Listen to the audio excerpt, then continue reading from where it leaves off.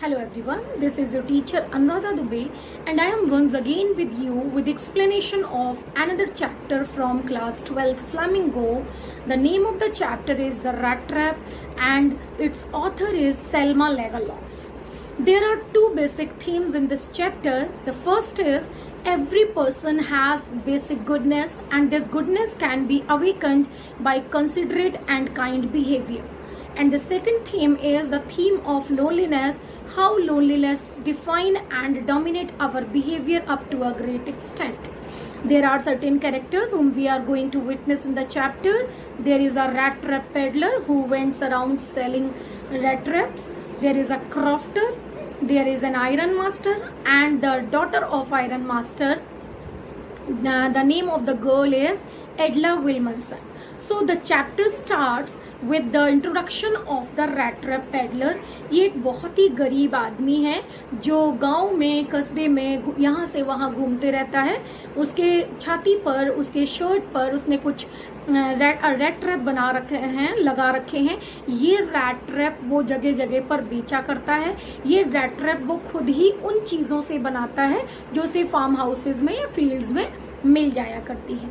Because the rat trap selling is not a profitable business, this man has to resort to other business also like thievery and begging. तो उसको भीख भी मांगनी पड़ती है और चोरी भी करनी पड़ती है. In spite of this man is ill-fed, he is malnutritioned and he is always has a hunger gleaming from his eyes. बहुत ही दुबला पतला भूखा दिखने वाला ये आदमी है. उसकी कंडीशन बहुत खराब है. he is always clad in rags, चिथड़े कपड़े पहने रहता है वो और यहाँ से वहाँ वो रेड ट्रैप्स बेचते हुए घूमते रहता है. एक दिन अपनी प्लॉडिंग्स के दौरान अचानक से एक इंटरेस्टिंग आइडिया उसको स्ट्राइक करता है. क्योंकि वो रैट ट्रैप बेच रहा होता है और अपने रैट ट्रैप्स के बारे में सोच रहा होता है, उसको सडनली एक आइडिया आता है कि ये जो पूरी दुनिया है it's like a big rat trap.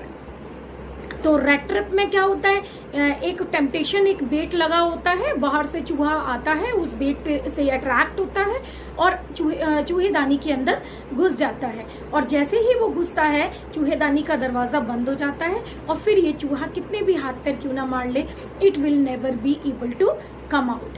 And this man begins to think that this whole world with all its luxuries, with all its comforts, with all its riches is like a big rat trap, and all the human beings who are attracted to these temptations, they are bound to entrap in this rat trap sooner or later.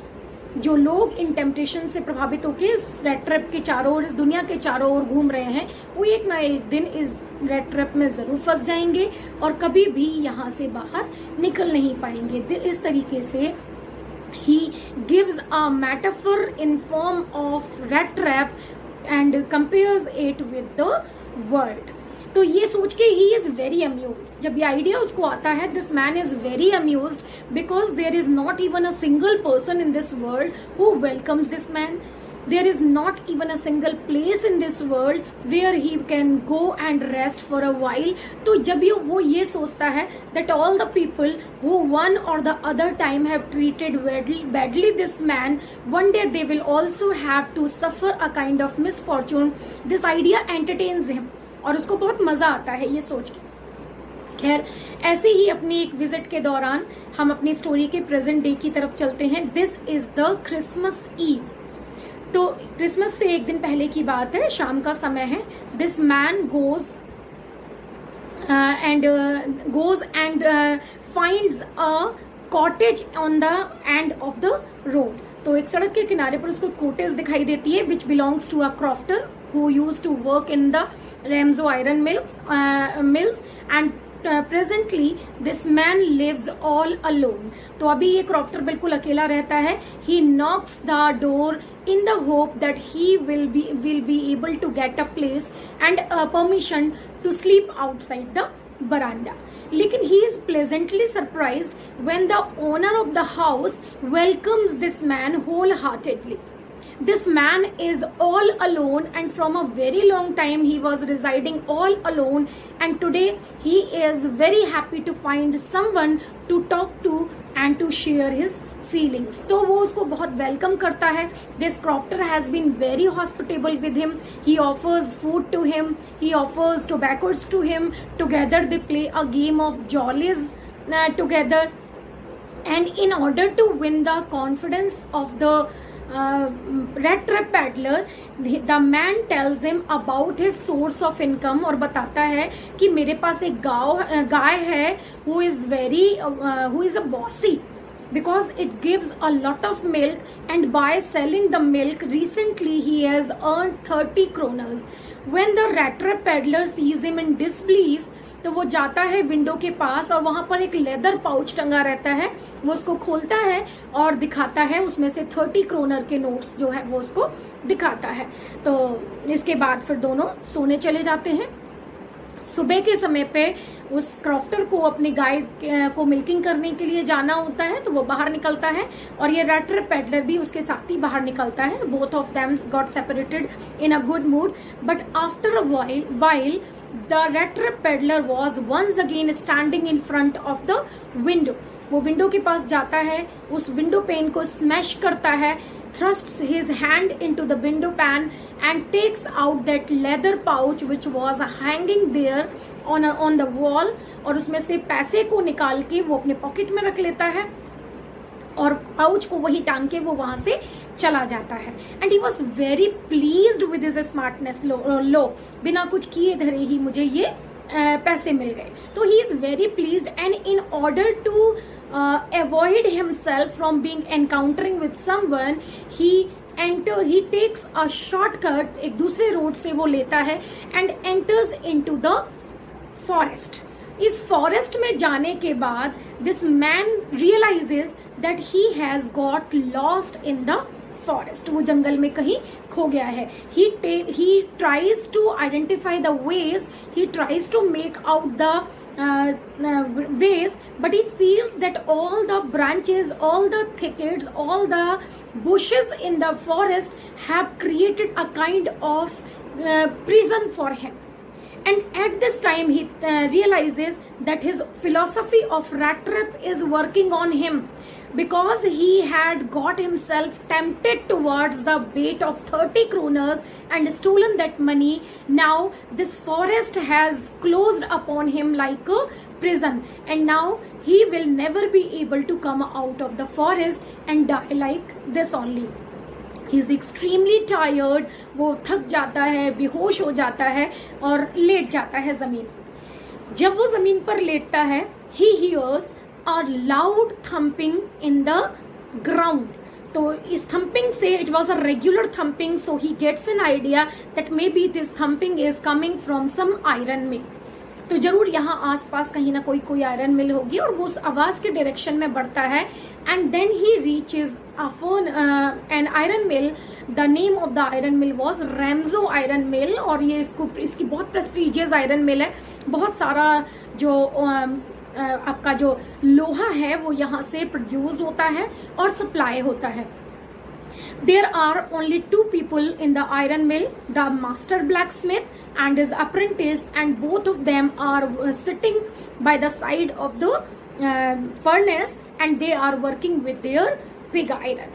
So this man enters the furnace and seeks permission from the master blacksmith to spend the night at the iron mill in front of the fire, because it was extremely cold and raining outside.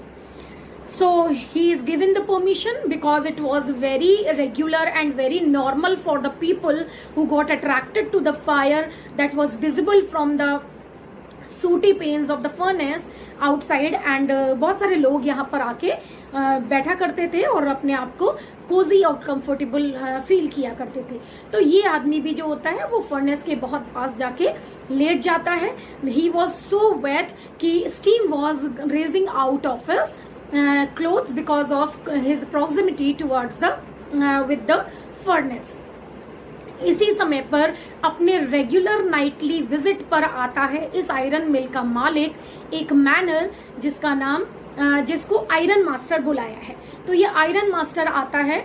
He said for the first thing he observed was the man who was lying on the floor near furnace, and he picks up his hat which was putting on the face of the peddler, और उसको हटाने के बाद he suddenly realizes that this man was his old acquaintance, his old regimental comrade. His name was Niels Olof, और वो उसको बहुत ही warmly उसको वेलकम करता है, उसको मिलता है और उससे कहता है tomorrow is Christmas, so you should come with me and spend your Christmas Eve with us in an environment of festivity. But this man who is very much sure that he has seen the Iron Master for the first time, मैं नहीं जानता इस Iron Master को, if I go to the manor's house, it will be like if I have thrown myself in the lion's den. ये तो बिल्कुल ऐसा ही होगा जैसे मैंने अपने आप को शेर की गुफा में डाल दिया हो. Iron Master is not able to convince this man to come with him. ये भी बताता है कि he lives all alone only with his daughter. उसकी वाइफ नहीं है, उसके बेटे भी फॉरेन में चले गए हैं और ये बिल्कुल अकेला रहता है. But this man is not ready to come with him. So he leaves and sends his daughter Edla Wilmanson, who visits the furnace, and again वो उसको कन्विंस करने की कोशिश करती है कि वो चले और क्रिसमस के त्योहार को उनके साथ स्पेंड करे. ये लेडी जब देखती है a kind of hesitant over the face of the peddler, वो रियलाइज करती है that this man was either a thief or he has escaped from prison. और ये जो आइडिया है ये उसको मोटिवेट करता है, वो उसे एश्योर करती है और कहती है you will be as safe at our home as you are here outside in this furnace. तुम हमारे घर में उतने ही आजाद और सुरक्षित होगे जितने की तुम यहाँ हो. इस पर वो आदमी कन्विंस हो जाता है और उनके साथ चला जाता है. घर पर जाने के बाद वो लड़की जो है वो तैयारी करती है क्रिसमस की, क्योंकि शाम को क्रिसमस का सेलिब्रेशन है. और ये जो आदमी है, नौकर लोग इसको नए कपड़े पहनाते हैं, उसको शेव करते हैं, उसको वॉश करते हैं, and he becomes a little bit presentable. And when he is presented before the iron master, he at once realizes that he has been badly mistaken. He doesn't know this man. ये आदमी तो उसका पुराना दोस्त है ही नहीं. तो वो बहुत नाराज होता है और उसको कहता है कि I am going to give you over to the police. इस पर रैट पेडलर कहता है कि I had no intention of befooling you or miss cheating with you. मैंने तो I just wanted to spend my night in the iron mill. I had no intention to come over here. It was you and your daughter who convinced me again and again and invited me here. तो इसके बाद वो उसको कहता है ठीक है. तो फिर बीच का बात करते हैं और उसको वो आयरन मास्टर को उसकी रेड ट्रैप वाली थ्योरी भी बताता है कि आज मैं मेरे साथ ये इसलिए हो रहा है कि मैं उस टेम्पटेशन में आया वहां नाइट स्पेंड करने की या यहाँ पर आने की कंफर्टेबल लाइफ की टेम्पटेशन में आया और आज मैं एक बड़े से रैट ट्रैप में हूँ. मत भूलो कि एक दिन the same thing is going to happen to you. You will be tempted with towards some temptation, towards some bait, and you yourself will be caught in the prison. He likes the rat trap peddler is ready to go out of the house. लेकिन इस पर जो एडला है वो आती है और intervene करती है पूरे मैटर में और कहती है she had invited that man and she was preparing with the intention to make this Christmas comfortable and memorable to this man. So she is not able to bear the idea of turning the man away while they themselves had promised this man a Christmas cheer and invited him to their home. कैसे इस आदमी को हम बाहर निकाल दें जबकि हमने खुद ही इसको इनवाइट किया है और खुद ही हमने इसको एक क्रिसमस चीयर देने का प्रॉमिस किया है. आयरन मास्टर कन्विंस हो जाता है और उसके बाद वो उसको बार बार उसको अच्छे से अच्छा खाना खिलाया जाता है. ही जस्ट ईट्स एंड स्लीप्स. वो एक सोफे पे लेटा रहता है और सोते रहता है. He sleeps as much as he has never slept in his life. और ये सच भी हो सकता है क्योंकि कभी भी कंफर्टेबली तो उसने अपनी लाइफ में एक भी दिन स्पेंड किया नहीं. तो यहाँ पर वो बहुत अच्छे से सोता है, खाता है. शाम को वो बड़ी ही जेंटलमैन बिहेव करता है और सबके साथ हाथ मिलाता है, सबको विश करता है. जब क्रिसमस ट्री की इनलाइटनिंग होती है दूसरे दिन सुबह होती है, iron master and his daughter went to the church to offer sermons, to offer prayer, and there they come to know that a thief has stolen 30 kroner of a crofter who lives on the end of the road, and they suddenly realize that the man who is staying at their home is a thief. वो दोनों वापस लौट के आते हैं. जो एडला है वो बहुत डिजेक्टेड है, बहुत दुखी है. She is very depressed that she has harboured thief eight their home. तो बहुत दुखी होती है, बहुत परेशान होती है. आयरन मास्टर उसको कमेंट भी करता है, oh so you were saying that he is a nice man, now see what your nice fellow has done at our home. क्या क्या सामान वो लेके गया होगा. जब वो अपनी गाड़ी से उतरते हैं, they are informed by the servant that the man had left without taking anything. On the other hand, this man had left a gift for the girl, the Edla. तो उसको वो गिफ्ट उसने छोड़ा है. एडला opens the package which was left by the peddler. उसको देखती है, उसमें एक रैट ट्रैप होता है.